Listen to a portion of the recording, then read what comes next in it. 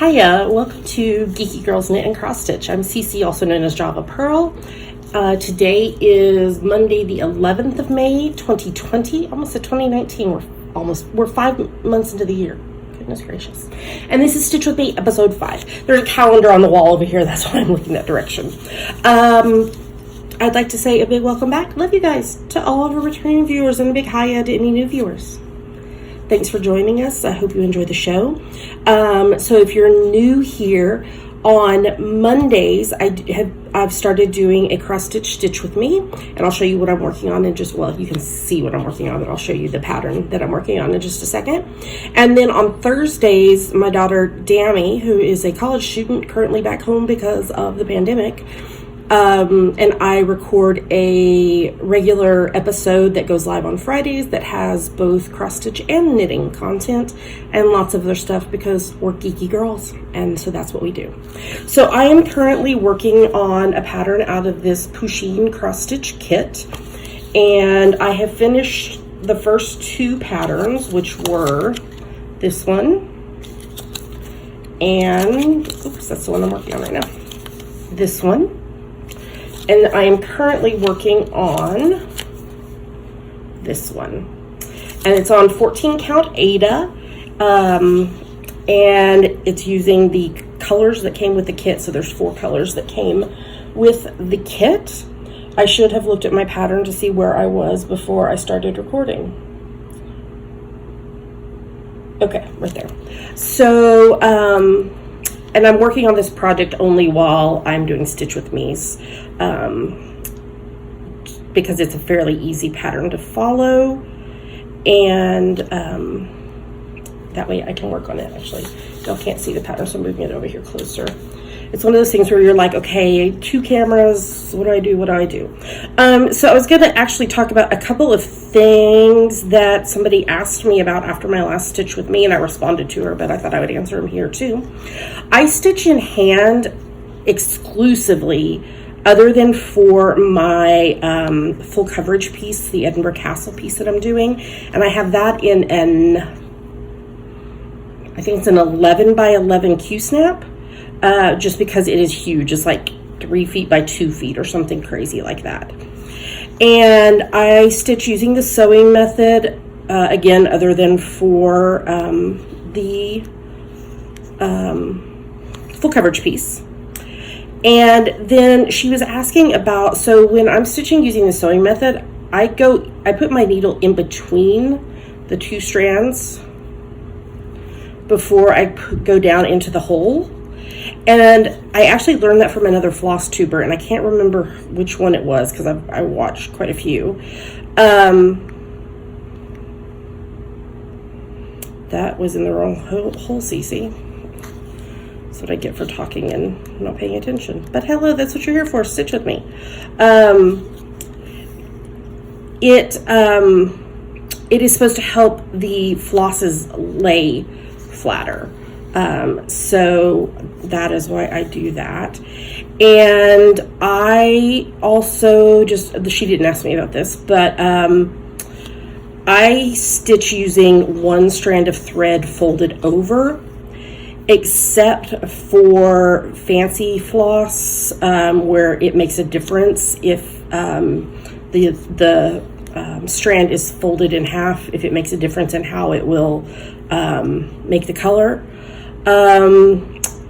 Or I do have one project that I'm working on right now called Olga by, I want to say it's Plum Street Samplers, but I'm not 100% sure. I'll have it in the episode that you'll get on Friday. I am stitching that on a 20 count because of the finishing piece that I want to put it on. And I'm actually stitching that with just 1 strand over 1 instead of 2 strands over 1. Okay, I need to count. 1, 2, 3, 4, 5, 6, 7, 8, 9, 10. 1, 2, 3, 4, 5, 6, 7, 8, 9, 10. 1, 2. Hello. It's hard to see, huh? 1, 2, 3, 4, 5, 6, 7. Okay, I need to do 3 more. So this last week has been pretty normal for what's been going on during the pandemic. Dammy is still continuing with her college classes. She does all of those online right now. And she had an exam this morning and scored perfectly on it. So I'm really proud of her for that. So she's just staying really busy with that. The Dr. Hubs, it looks like we thought he was going to have to go back to work, like be in the office 3 days a week, home 2 days a week. But it looks like they're going to, fingers crossed, extend that and let him keep working from home for now. If you're new here, you won't know probably that I have several chronic health issues, and if I was exposed 5, 6, 7, 8, 9, if I got exposed to the virus and got sick, it could be really really bad. So I mean, to the point where my doctor wrote a letter to the Dr. Hubs work. So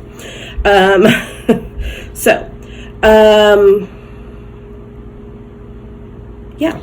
And let's see what else. The Dr. Hub's birthday was on Friday. And so he and Dammy went and got takeout Mexican food, and I'm consulting. So what I did was I blew up the pattern from this little tiny book, because it's very tiny, into a bigger size, but then it makes 2 of the colors look very, very similar. So I do have to consult the original pattern occasionally. So they went and got Mexican food and got a cake from the store, and we had that. And we typically, we're not big go to the movie cinema people. We typically only go like maybe twice a year. Usually it's at the Dr. Hub's birthday and around Christmas, because those 2 times a year actually seems like when a big chunk of the type of movies that we enjoy come out. So obviously we could not do that this year, but we didn't actually do it on Friday night on his birthday, because Dammy had a paper due by 11:59 Friday night. So on Saturday we had not watched the live action Aladdin movie yet, and so we did that on Saturday night. So yeah.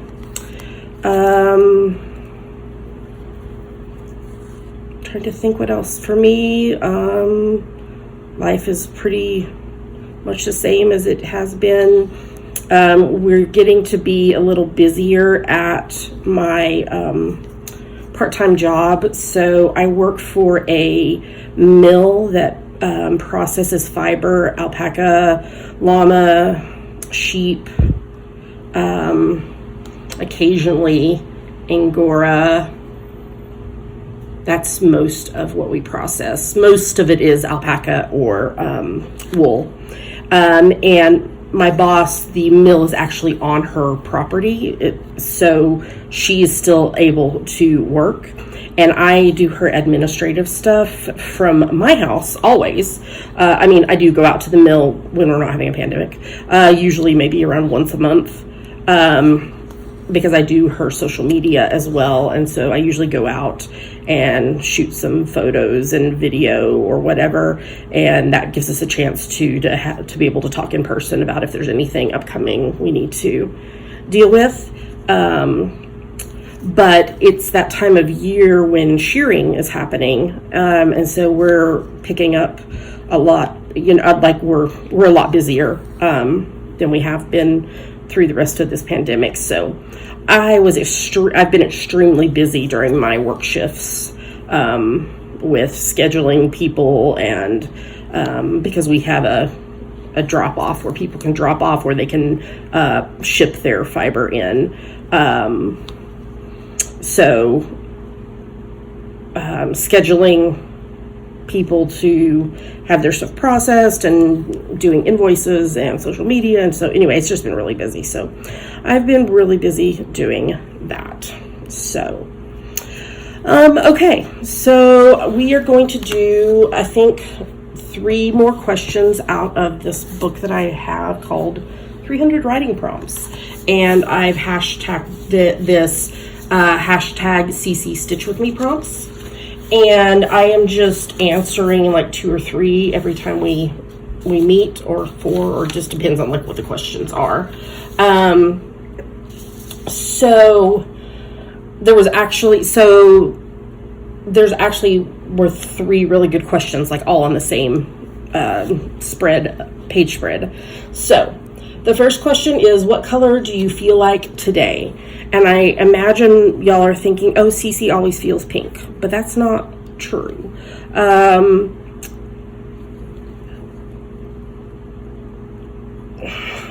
I guess I need to put a trigger warning in here, because I am going to talk about, both for this question and the third question I'm going to address, a trigger warning for discussion about miscarriage and infertility. So today I'm feeling kind of a grayish blue. Today is one of the anniversary dates for one of the babes that we lost to miscarriage. And Mother's Day was yesterday here in the U.S.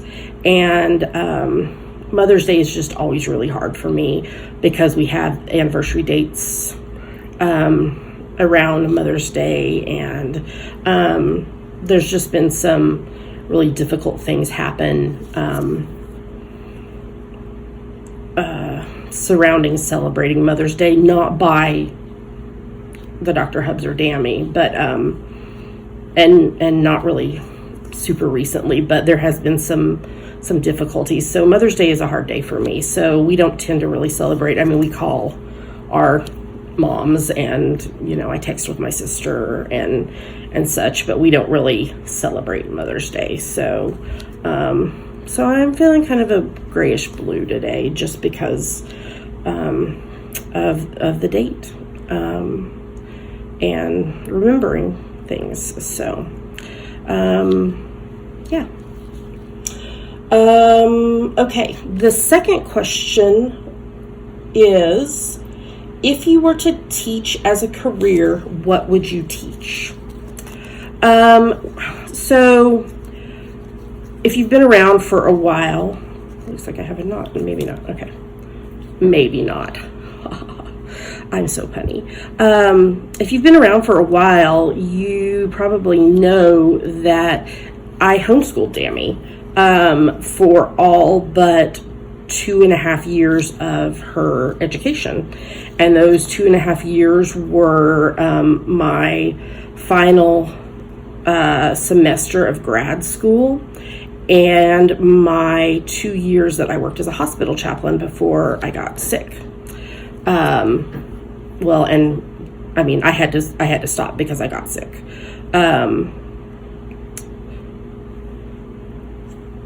So I have taught kind of the gambit of things because of homeschooling her. Her high school years, we used online classes. So really, she kind of dealt with it all herself, because what we ended up deciding, so we were in Scotland for the 4 years of her being in high school, and not knowing if we were going to stay in Scotland after those 4 years, if the Dr. Hubs got a teaching job over there after he finished his PhD, or whether we were going to be coming back to the States or what. We didn't want her to have a kind of a mixed education, because we knew if we stayed in Scotland, she could get into a university. I'm trying to get to my scissors. She could get into a university in the UK with a US high school diploma. But if we came back to the US and she had a mixed education, it would have been harder for her to get into a university over here. So what we decided to do was continue homeschooling. If she had been younger, we probably would have put her in school over there just for the experience of it. But we kept on the U.S. system, and so what I did as we were preparing for her freshman year of high school was I looked at, I don't know, probably half a dozen universities here in the U.S., both public and private, to see what their requirements were for a homeschooled student to be able to be admitted. And then I kind of did the average. Many of them were the same requirements, but I kind of took the average, and we kind of laid out a general plan of what she would do for the 4 years of high school. You know, like we knew she would need to do math every year. We knew she would need to do English every year, but kind of laid out, you know, okay, well, you can fit in, you know, 2 elective credits this year or whatever, and kind of laid it out generally like that. And then at the start of each school year, each of the 4 school years, we finalized what exactly she was going to be doing for that school year. And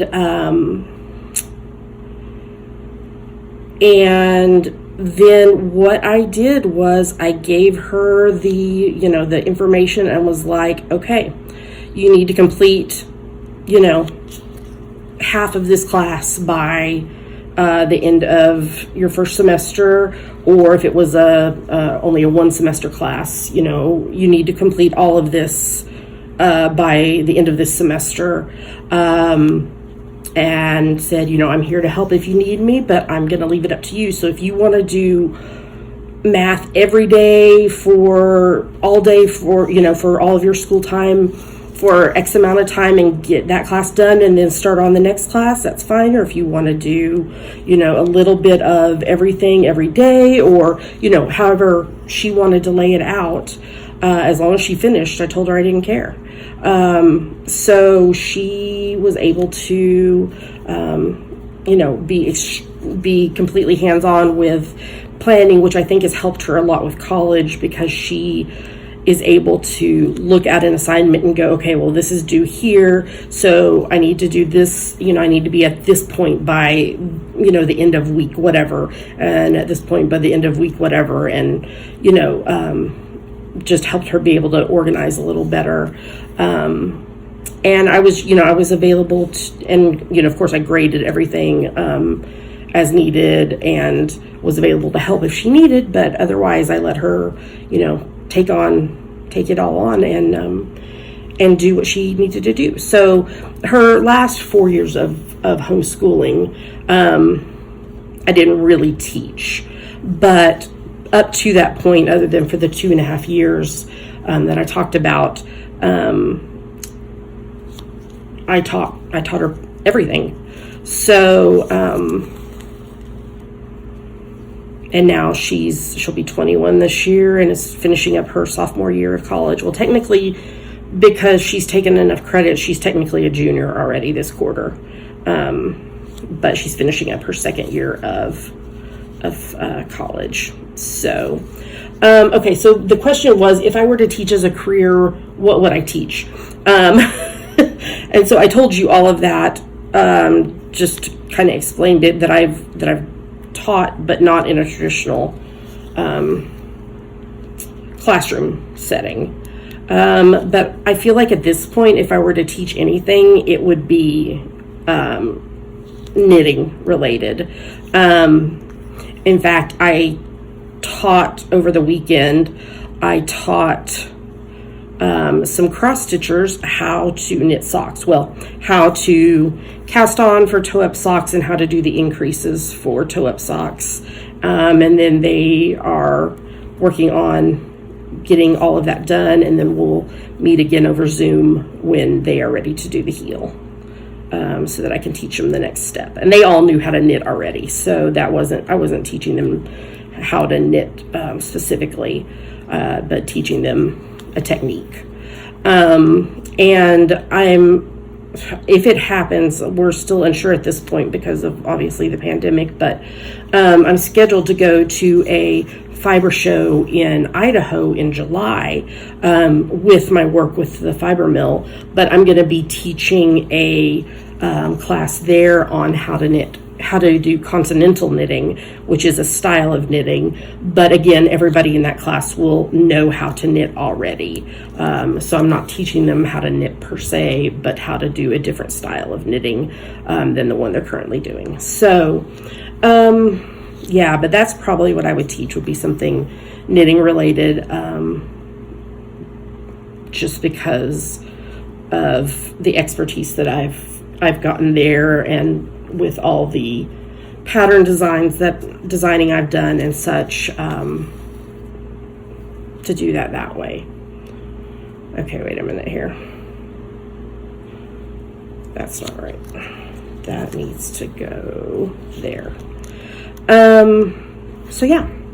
Okay, and then the last question I'm going to answer today is, it says write about, but I'm going to talk about a time everything changed in the blink of an eye. And again, I will put the trigger warning here for discussion of miscarriage and infertility. So the Dr. Hubs and I knew we wanted to have a large family. And we've been married, this year will be, this is 2020, 23 years in September.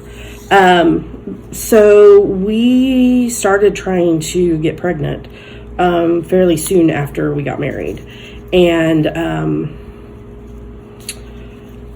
we struggled to get pregnant, and finally, just right before our first wedding anniversary, I got pregnant and then miscarried fairly quickly after we found out, and that was devastating. We at the time didn't think we knew anyone who had lost a child to miscarriage. At that point, it wasn't something that was talked about very much, and we came to find out after we talked about that we had a miscarriage, that both my mama and the Dr. Hub's mom, my mother-in-law, had miscarriages, and we never knew. And we were in our 20s at that point, and neither one of us knew. And it was, it just, like I said, it wasn't talked about. And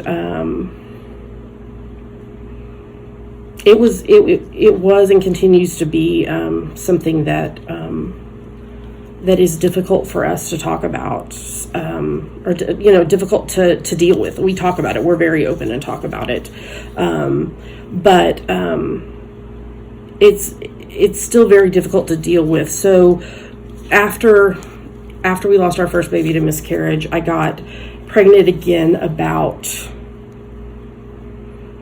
3-ish months later with Dammy, and it was a difficult pregnancy, but she is our miracle baby, and we are so grateful for her. And then we tried to get pregnant again and suffered our second loss, second miscarriage, and then and it was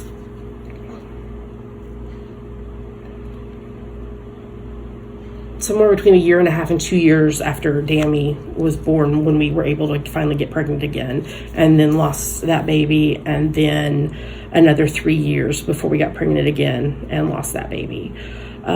So, in the blink of an eye, what we thought would be we wanted to have 4 kids, and we do. 3 of them just are not here with us. But it was a blink of an eye. It was, we never expected to have difficulties, getting pregnant and carrying to term. And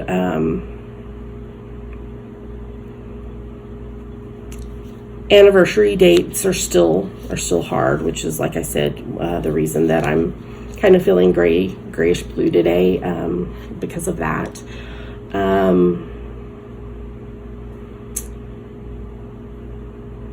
Mother's Day is hard.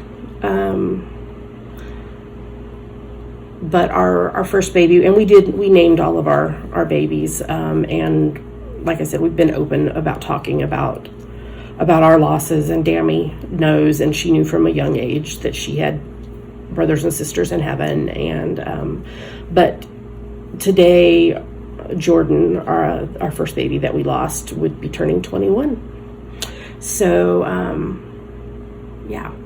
So we have Jordan, Micah, and Noah not here with us. We chose gender neutral names for all of them because we didn't know whether we were expecting boys or girls. So yeah, so that is a time everything changed in the blink of an eye. So and if anyone else has experienced that or is currently experiencing a situation similar to what we went through, just know that our hearts go out to you. And for those of you who Mother's Day is hard because of that, I feel your pain and I see you. And if you ever need someone to talk to, I'm available. Feel free to send me a message. Yeah. So this episode has been a little more of a downer one, and I was about to say I'm sorry for that, but I'm not sorry for that, because I think sometimes I feel like, I need to put on a happy face and be completely positive as I record, but that's not the truth, because